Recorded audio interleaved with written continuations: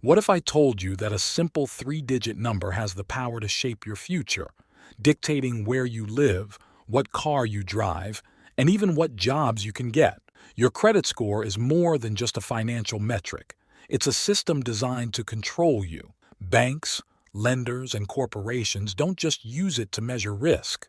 They manipulate it to keep you trapped in a cycle of dependency. Most people don't understand how credit scores actually work, why they rise, why they fall, or why they seem so impossible to improve. But today, you're going to learn the truth. By the end of this video, you'll see how the credit system was built to benefit financial institutions, not you. And most importantly, you'll discover what you can do to take back control of your financial future.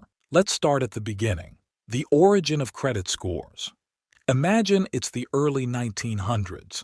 There's no such thing as a credit score. If you needed a loan, you walked into a bank and sat down with a loan officer. He would look at your job, your family background, and even your personal reputation to decide if you were trustworthy enough to lend money to. It wasn't a perfect system, but at least a human being was making the decision. That all changed in 1956 when an engineer named Bill Fair and a mathematician named Earl Isaac created an algorithm that could analyze financial data and generate a single number, what we now call a credit score. This number was supposed to make lending fairer, objective, unbiased, based purely on financial behavior. But as you'll soon see, the credit system was never designed for fairness. It was designed for profit. How your score is really calculated. Your credit score is based on 5 factors. Payment history, 35%. Have you made your payments on time? Credit utilization, 30%. How much of your available credit are you using? Length of credit history, 15%. How long have you had credit? Credit mix, 10%. Do you have different types of credit like credit cards, loans, and mortgages? New credit inquiries, 10%. Have you applied for new credit recently?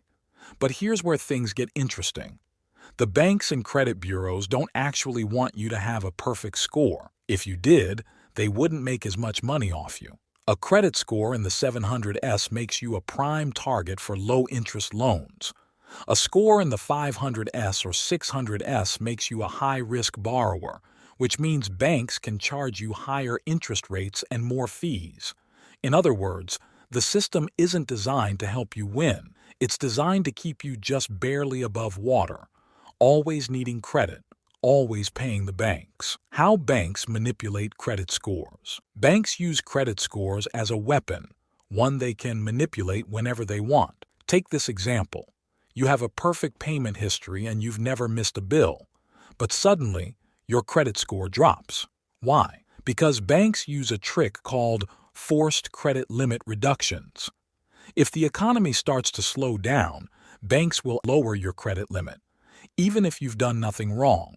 This instantly makes it look like you're using a higher percentage of your credit, which lowers your score. Here's another trick. Predatory credit card offers. Ever notice how you get approved for a credit card with a $500 limit, but then 6 months later they offer to raise it to $5,000? That's not generosity. That's a trap.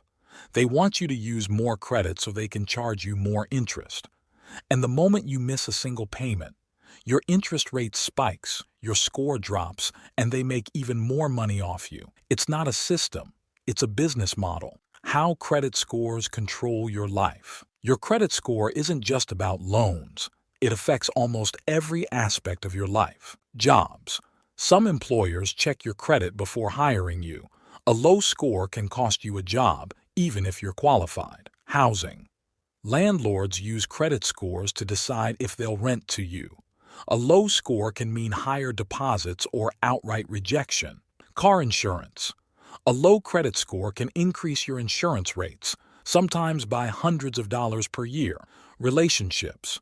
Studies show that financial stress, often linked to credit problems, is one of the leading causes of divorce. It's a system designed to keep you locked in. Can you beat the system? So, if the credit system is rigged, is there a way to beat it? The answer is yes. but not in the way the banks want you to think. They want you to believe that improving your credit score is complicated, that it takes years, but in reality, there are loopholes that can help you escape their trap. 1. Play their game, but smarter. Use AutoPay to make sure you never miss a payment. Keep your credit utilization below 10%. This is the sweet spot banks don't want you to know about. Never close old accounts. The longer your credit history, the higher your score. 2. Challenge the system. By law, you can dispute any negative item on your credit report. If a lender can't verify it, they have to remove it. Many people don't realize that 30 to 50% of credit reports contain errors, and fixing them can instantly boost your score. 3. Escape the cycle completely. The best way to beat the system? Stop playing by their rules. Build an emergency fund so you don't have to rely on credit. Pay with cash whenever possible. Invest in assets, not debt. The less you rely on credit, the less power they have over you. Conclusion: what they don't want you to know. Credit scores were never meant to help you. They were created to help banks. They use them to control your spending, manipulate your financial future, and trap you in debt. But now that you know the truth, you have power. You can break free from the cycle, take control of your money, and stop letting banks decide your future. If this video opened your eyes, hit the like button, subscribe, and share this with someone who needs to hear it. And before you go, ask yourself this: if credit scores didn't exist, how different would your life be?